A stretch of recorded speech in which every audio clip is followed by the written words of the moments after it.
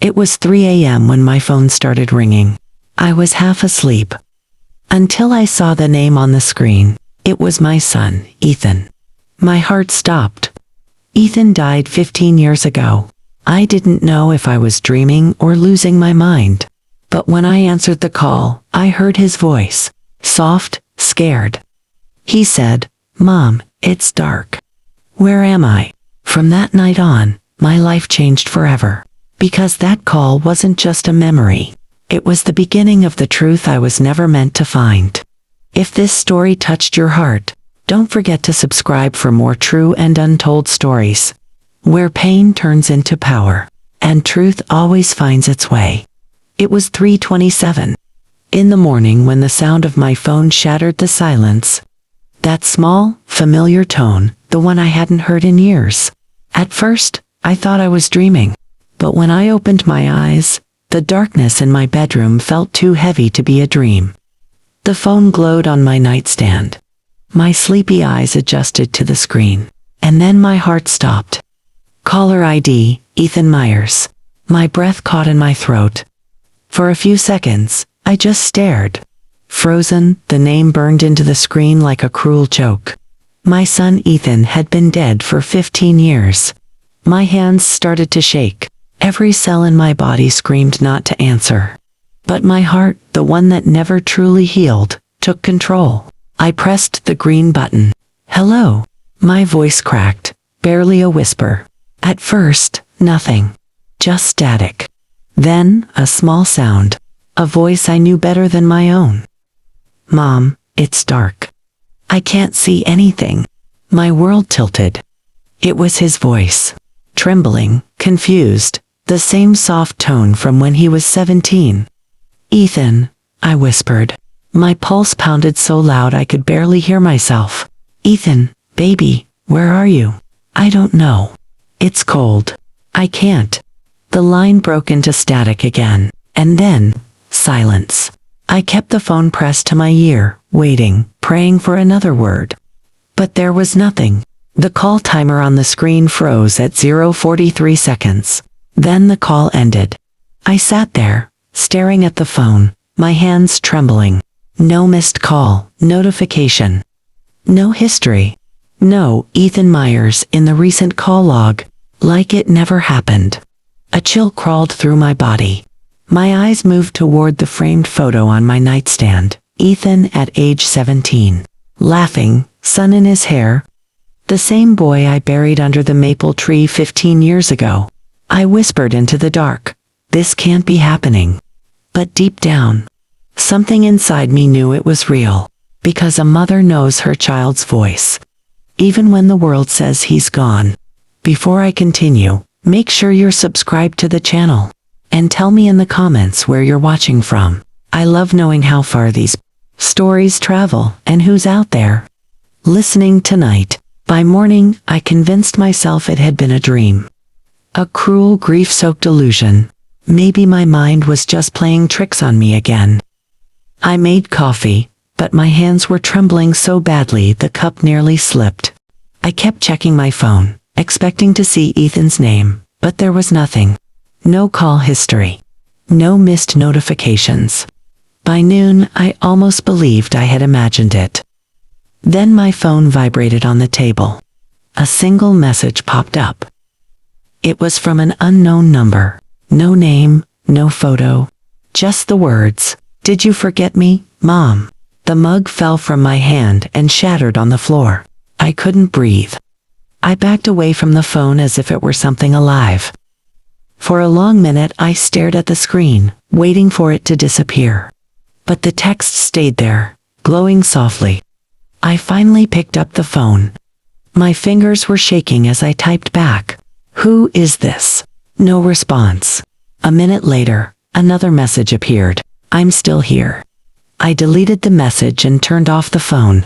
For hours, I sat by the window, watching rain streak down the glass.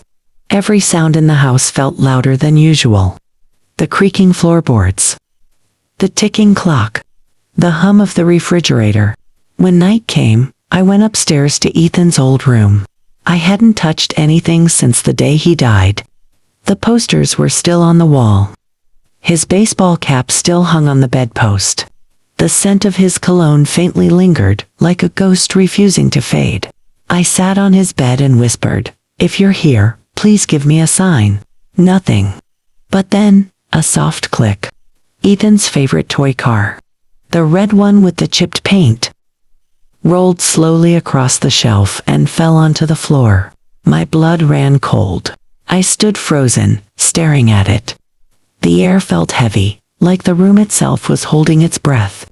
Suddenly, from the corner of the room, Ethan's old stereo turned on by itself. The speakers hissed for a moment, then began to play his favorite song, the same one we played at his funeral. That was when I screamed. The next morning, I drove to the highway where Ethan had died. It had been 15 years since I stood there. The world had changed.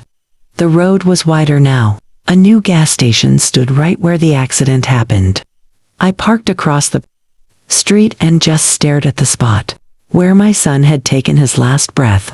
For a long time, I said nothing. Then I walked inside the gas station and asked the man at the counter if anyone had ever seen strange things there. He looked up slowly and frowned. "Ma'am, what kind of strange things?" "Lights, sounds, people walking by the road late at night." He hesitated, then nodded. "Yeah, around 3 in the morning, the cameras sometimes catch something. A shadow, looks like a person walking in circles. Every night, at the same time." My heart skipped. "Can I see it?" He looked uncomfortable. "I shouldn't show you that, but if you come tonight, maybe you'll see it for yourself." I came back that night. The clock inside my car hit 3:20 a.m. when I saw movement. In the reflection of the glass door, something dark. Someone standing on the opposite side of the road. I stepped out of the car and called out, "Hello." The figure didn't move. It stood there, under the flickering streetlight. A slim silhouette, shoulders slumped. Then, just as I took one step forward, a car sped past, and when the headlights cleared, the figure was gone. I ran to the spot, my heart hammering. The road was empty. But lying on the shoulder of the road was a small, silver chain with a charm shaped like a lightning bolt. I dropped to my knees. I knew that chain. Ethan wore it every day. I buried him with it. I went to the police station the next morning, clutching the chain in my hand. I told the clerk I wanted to see my son's accident report. He asked for the name and date. I gave them. He typed for a few seconds, then frowned at the screen. "I'm sorry, ma'am, but this file is restricted. It was sealed years ago." "Sealed?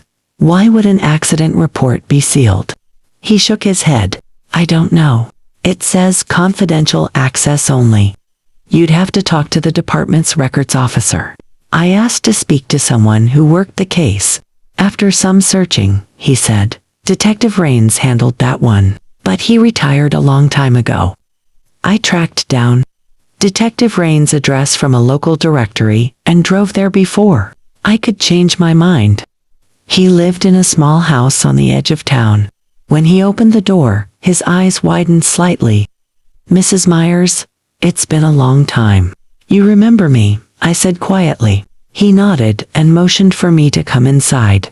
His house smelled like coffee and old books. "I need to know what really happened that night," I said. "Why was my son's case sealed?" He sighed and rubbed his forehead.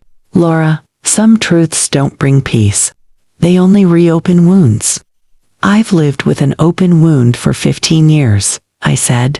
"I can handle the truth." He looked down, his voice low. "Your son's accident wasn't as clear as the reports made it look. There were tire marks that didn't match the car that hit him. The black box data from the vehicle disappeared before the investigation ended. Then I was told to close the case quietly." "Told by who?" I asked. He hesitated. Then he whispered, "Someone from your husband's company came to the station. Said the family wanted the matter settled. They paid for damages and asked to keep it out of the news." I stared at him in disbelief. "My husband wouldn't do that." Raines looked at me sadly. "I'm sorry, Mrs. Meyers, but he did." I stood there, numb. The world around me blurred. It felt like the floor had dropped beneath my feet. As I walked out of his house, one thought kept repeating in my head, Ethan's voice from that first call. "Mom, it's dark. I can't see anything." Now I understood. He wasn't trapped in the dark. He was trying to lead me there to the truth buried underneath it. I sat in my car outside Mark's office for nearly 20 minutes before going in. The man I once called my husband was now a stranger to me. He had moved on long ago. New life, new family, new children, but he could never erase the past. When I walked in, his secretary looked surprised. "Is Mr. Meyers expecting you?" she asked. "No," I said, "but he will want to see me." Mark was sitting behind his desk when I entered his office. He froze when he saw me. His smile faltered. "Laura, this is unexpected." I held out the chain I had found by the highway. "You recognize this?" He swallowed hard. "That's Ethan's. Where did you get it?" "At the crash site. 15 years later. Buried under gravel." His face went pale. "That's not possible." I stepped closer. "Tell me what really happened, Mark." He stood up, avoiding my eyes. "Laura, I don't know what you're talking about. It was an accident." "No, it wasn't. The detective told me someone from your company had the case sealed." "Who was it?" His jaw tightened. "You shouldn't have talked to him." "Answer me, Mark." He finally looked up. His eyes were full of guilt. "You want the truth? Fine. Ethan found something he shouldn't have. He discovered a report about illegal dumping near the lake our company owns. He came to me, furious. Said he was going to the police." My chest tightened. "What kind of dumping?" "Toxic waste. Chemicals. A few trucks were being sent out at night. It was supposed to be temporary, but some people got greedy. Ethan threatened to expose them." My voice shook. "So you silenced him?" His face twisted. "No. I tried to stop him from going out that night. I begged him to stay home. But he left anyway. I didn't know someone would follow him. I didn't know they would." He stopped talking. I stared at him in disbelief. "You covered it up." "I had to protect the company. It wasn't supposed to happen like that." "You buried our son twice," I said quietly. "Once in the ground, and once in the truth." Mark looked down at his desk. "I thought I could live with it, but I see him every night in my dreams. He stands by the road, looking at me the same way he did when he was little. And then he turns away." I stepped back, trembling. "You don't get to be haunted, Mark. I do." I turned and walked out before he could speak again. Outside, the wind was sharp against my face. Somewhere inside me, something changed that day. Ethan's voice was no longer a haunting. It was a message. He wanted me to finish what he started. That night, I sat in the living room, surrounded by Ethan's old things. His phone had been shattered in the crash, but that number still existed somehow. I called my friend Noah, who worked in telecommunications. When I told him the story, he was skeptical at first. But he agreed to help trace the number. He called back 2 hours later, his voice uneasy. "Laura, this doesn't make sense. Ethan's old number was deactivated years ago, but someone reactivated that SIM card 2 weeks ago.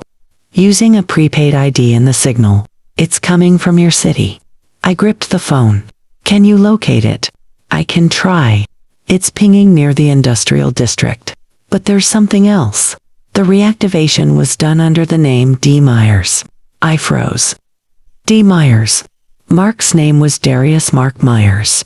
I ended the call and drove straight to Mark's house. His car wasn't in the driveway. The lights were off. I sat there in the dark, staring at the windows, feeling a mix of anger and confusion. Was he trying to torment me? Pretend to be Ethan?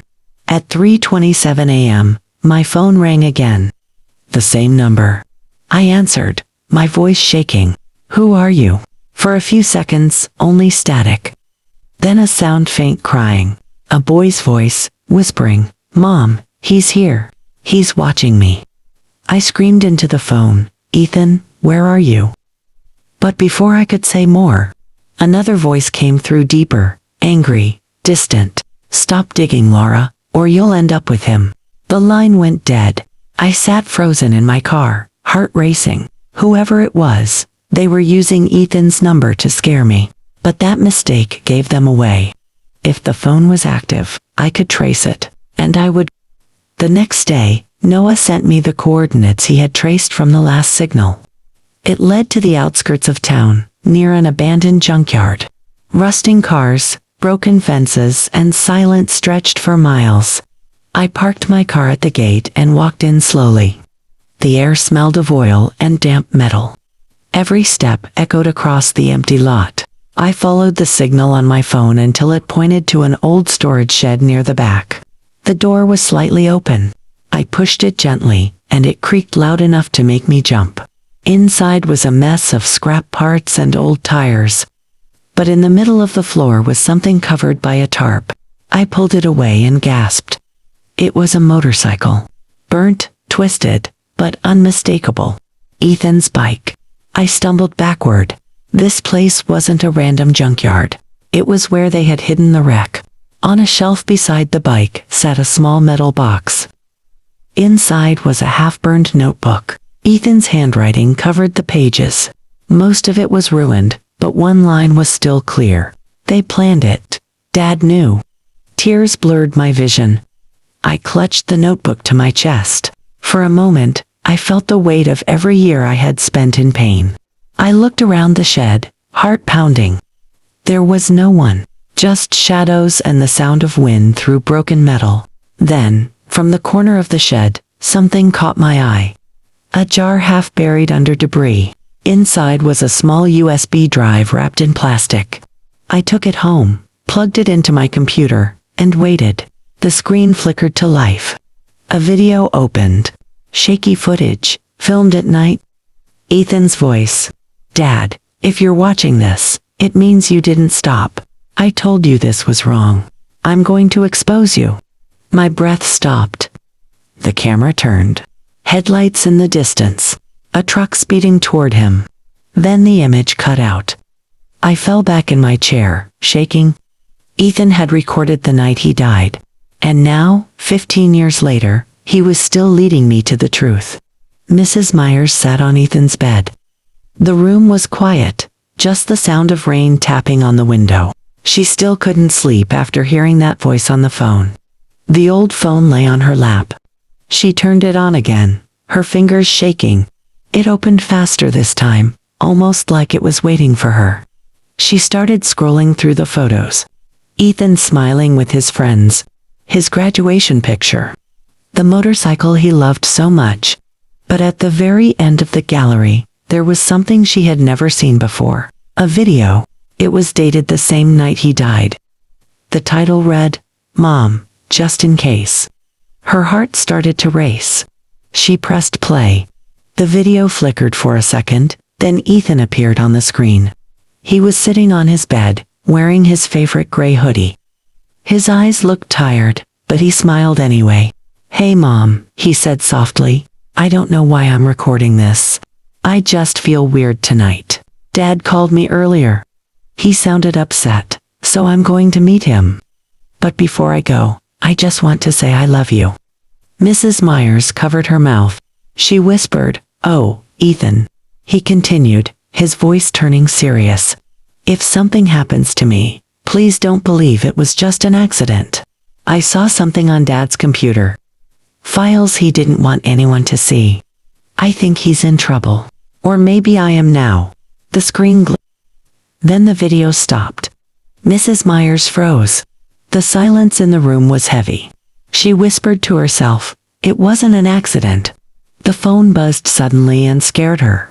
The screen lit up again, showing Ethan's photo as the background. For a moment, she thought she saw his face blink. She dropped the phone, her chest rising and falling fast. It wasn't a dream. It wasn't a ghost.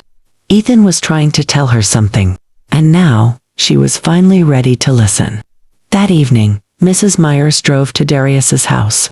It had been years since she'd seen him in person. His new wife opened the door, surprised. I need to talk to Darius, Mrs. Meyers said firmly. It's about Ethan. Darius appeared from the hallway, older and tired. He hesitated, then led her into his office. She placed the old phone on his desk. This phone turned on by itself last night. There was a video of Ethan. He said he was meeting you that night. Darius froze. His eyes darted to the phone. Why didn't you tell me you saw him before the crash? She demanded. You told the police you hadn't spoken to him. He looked down at his hands. It wouldn't have changed anything. Mrs. Meyers stepped closer. He said he found something about your company. What was it? Darius sighed. You don't understand. Back then, I was doing business with people who weren't clean. Ethan found documents he shouldn't have seen. He called me that night, angry. I told him to meet me so I could explain. But before he got there, it happened. I swear I didn't touch him. So it wasn't an accident, Mrs. Meyers whispered. I tried to keep you safe, Darius said quietly. If those people knew Ethan told anyone, they might have come for you too. She stared at him, her face pale. You let me believe my son died because of a drunk driver. You let me bury him with lies. I thought it was over, he said weakly. She picked up the phone. It's not over. Not until he can rest. Then she turned and walked away, leaving Darius standing in silence, his secrets finally catching up to him. Back home, Mrs. Meyers sat at Ethan's desk. The storm outside rattled the windows. She placed the phone in front of her and stared at it. Then, at exactly 3:27 a.m., it rang. She answered. For a moment, there was only static. Then she heard his voice, calm, gentle. Mom, thank you. Her heart stopped. Ethan, is that really you? The voice grew softer. You did it. You found the truth. I can rest now. The call ended. She sat there for a long time, silent. This time, she didn't cry. She felt peace. A week later, police quietly reopened Ethan's case. One of Darius's former partners was arrested on charges of corruption and manslaughter. The truth was finally out. That Sunday, Mrs. Meyers visited Ethan's grave. The sunset painted the sky gold. She placed a white rose on the stone and whispered, You can rest now, my boy.